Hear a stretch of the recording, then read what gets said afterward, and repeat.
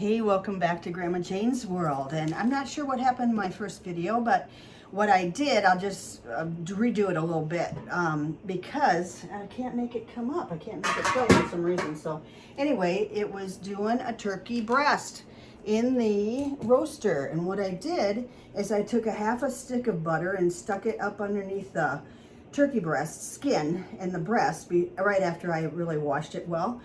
And then I poked it with a fork and I put peanut oil all over it and put paprika on it so it browns. And I put it into the roaster for like 4 hours. Look at that. And at 350. And it turned out awesome. I'm gonna let it sit a little bit and let the juices get back in, then we'll take it out and have it carved. And in the meantime, I'm gonna make this really good cranberry sauce that I make, a salad. I guess you call it Jello or whatever. I'm using a sugar-free raspberry. You can use cherry, you can use strawberry, any flavor you want. Jello.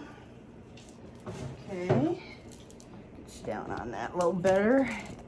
Again. Okay, yeah, there you go. And what I did is I put like a cup of cranberries that I just bought fresh into a couple cups of water and boiled them on the stove until they just like start popping apart. And then what I do is you just do kind of the Jello recipe where I'll take all the cranberries out of it, but use a cup of the boiling water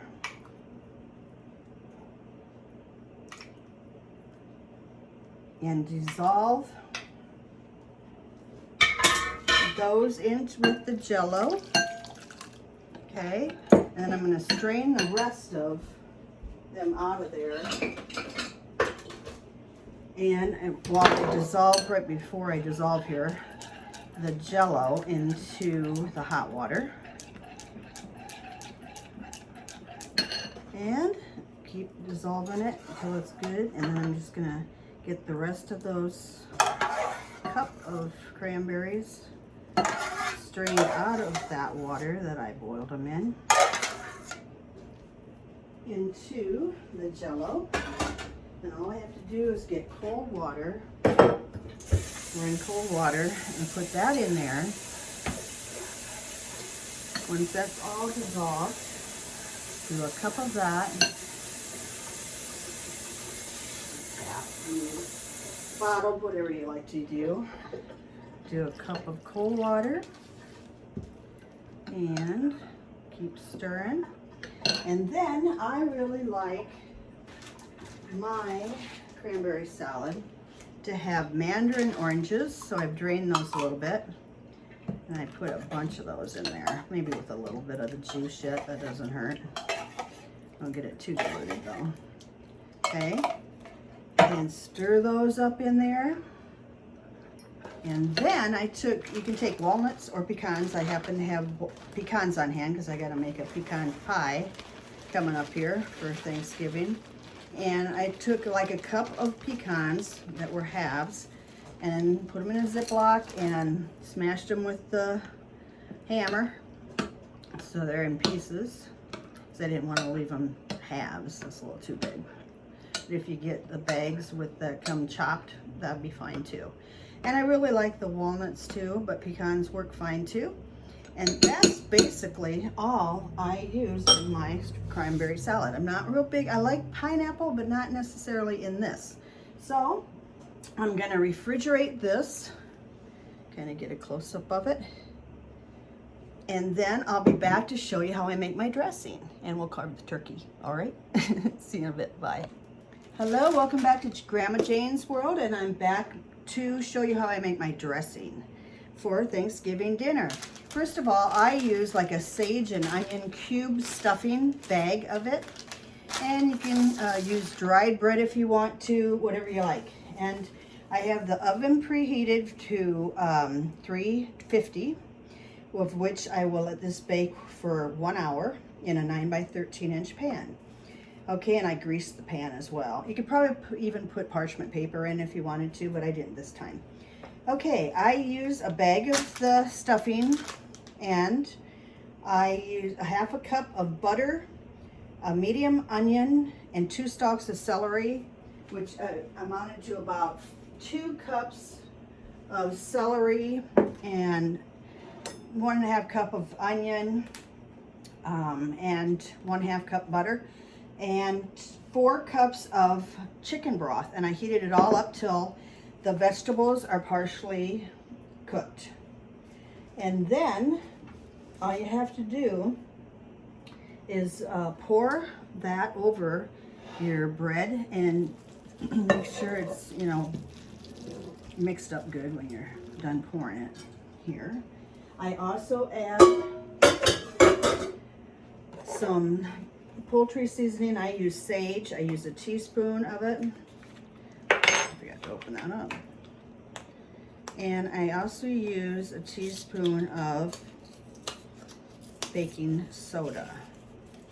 I don't know if it makes a difference if you want to use powder or soda, but I believe I've always used soda and it makes it kind of fluff up. Okay, so I get my teaspoon of sage extra on there, and my teaspoon of baking soda. Stir it around on there. Okay, and then I'm going to stir it with a big spoon. Get it mixed in there really good. This recipe does call for a cup of milk and 2 eggs, but I've never used eggs in it.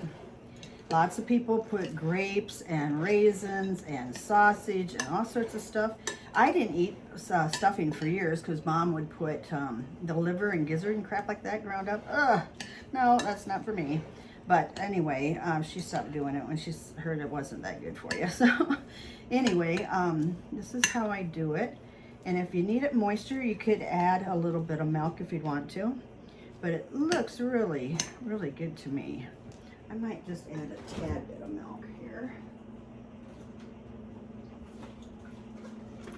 I won't add a full cup. Say a 1/2 cup. And then I believe all I need to add is some pepper.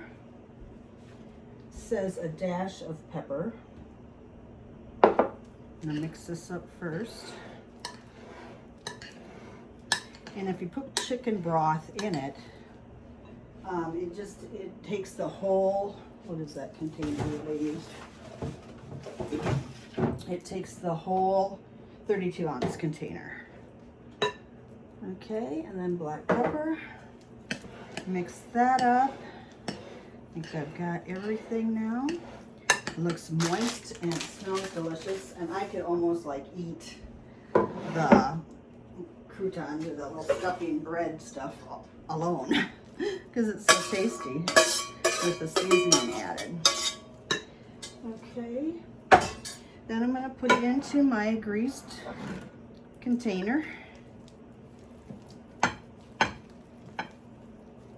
Looks yummy. Smells even better. I have a friend that I think could just eat stuffing and nothing else. And she's definitely going to come over and get some turkey and stuffing later. Ah! She loves it. It's her favorite.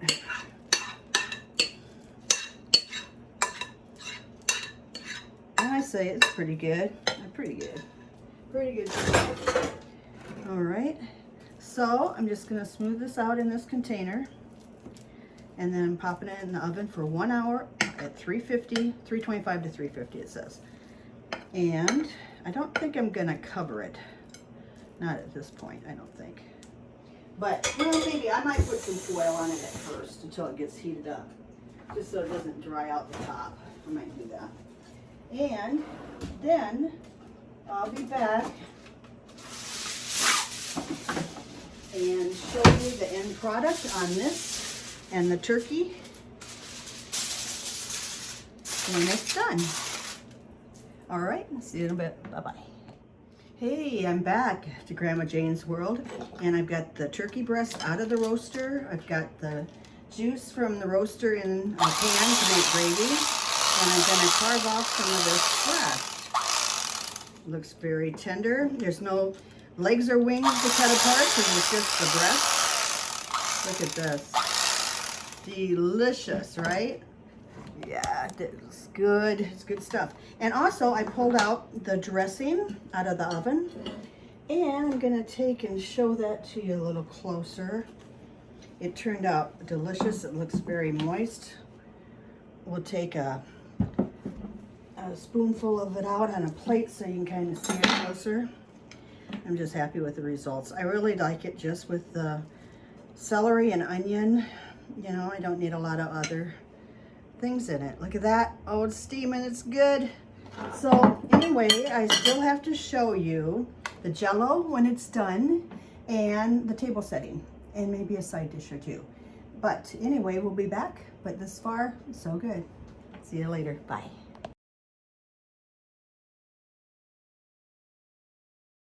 Got the cranberry salad out of the refrigerator and it looks really good. Nice and firm and delicious. And the table kind of set up for some company to come and help eat all the turkey leftovers. See you in a bit. So here we are, and we're getting ready to dish up. Bon appetit. Happy Thanksgiving.